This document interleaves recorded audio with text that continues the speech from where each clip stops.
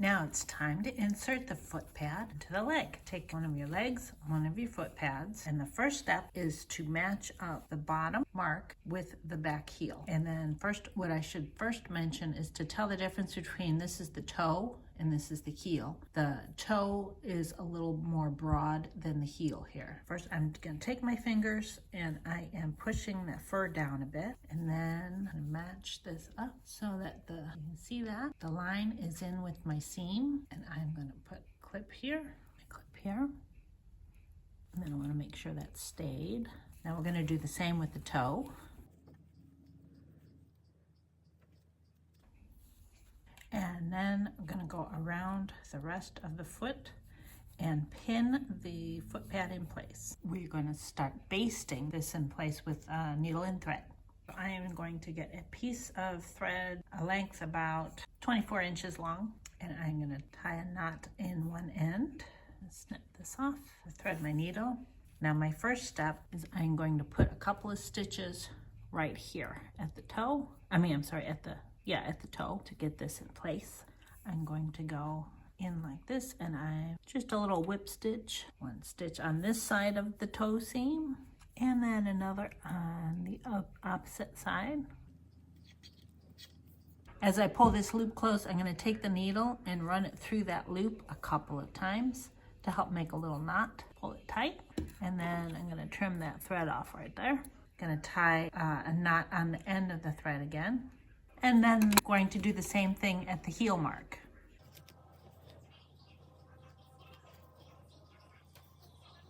And I'm going to bring my needle through that loop a couple of times again, but I am not going to snip the thread this time. Now I'm going to just do a very simple whip stitch all the way around the paw pad. I'm going to do it as close to the edge. And this is just to hold the paw pad in place while we do the actual stitching. This is just basting it in place. Go all the way around. And now as I'm finishing this, we are all the way around, I'm going to bring my needle through this loop a couple of times and then pull it tight. And now clip that thread. And now our foot pad is basted in.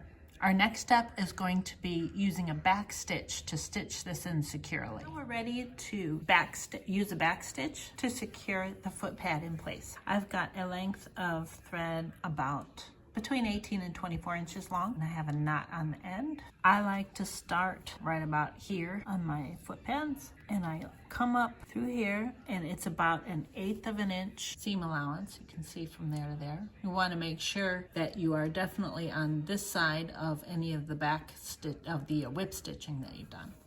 I'm going to come up like that, and then we're going to go back a little bit and come down like this. And I think I'm going to take one more back stitch to secure it. Go. And now I'm going to take the needle and then I'm going to go right in the same hole there. And now I'm going to go this direction. I'm going to take a stitch. And you want to pull it tight, or taut, I should say. You don't want it to be so tight that it puckers. And then when I'm going to go take my needle and then going back now into that hole, this one here. This is why it's called a back stitch, because you keep going back.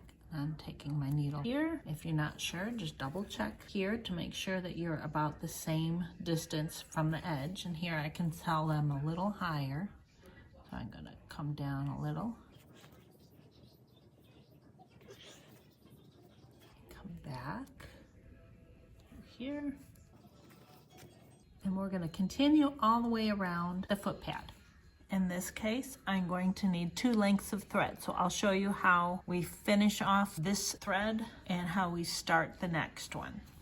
And when you see me checking here, I'm checking to make sure that I am the same distance away from the edge of the fabric so that I'm keeping my seam allowance consistent.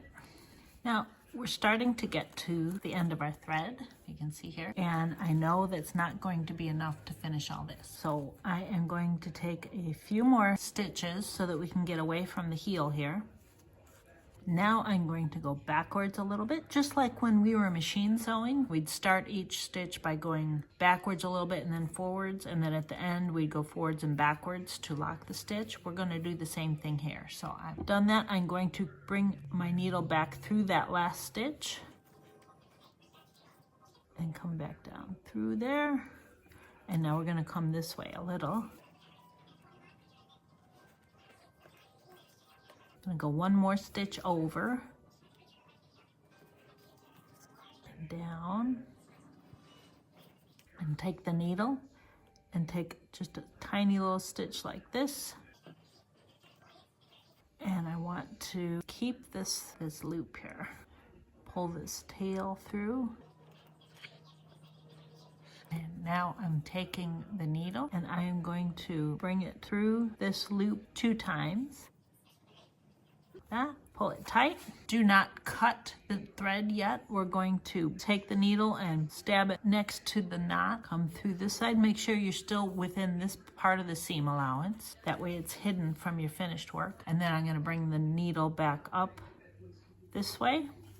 So you can see you're still on this side of the seam allowance. And now we're ready to snip that thread. We'll get another length of thread. Doesn't need to be as long as our first one because I did more than half. So I'm gonna go probably about 18 inches. I'm gonna tie a knot in one end and then I'll thread my needle. Now to start the second thread, I'm going to bring my needle up right about here. That way the 2 lengths of thread overlap a bit. If I just started it here, there might be a slight weak point. So I'm gonna start it here for strength. And then I'm going to go back 1 stitch. And now I'm going to go forward that way. Now we're completing our circle. We're going to want to take a few more stitches so that we overlap for strength. And now we'll take a few more stitches to go back this way to lock our stitches in. And then we tie our knot the same way. Take a little stitch like this. And then take the needle and bring it through that loop a couple times. Pull it tight. Bring your needle down through next to the knot. Make sure you're on this side of the seam allowance, within the seam allowance. Come up that way, and bring the needle back up this way, and there you are. The next video I will show you how to insert the head gusset into the hat.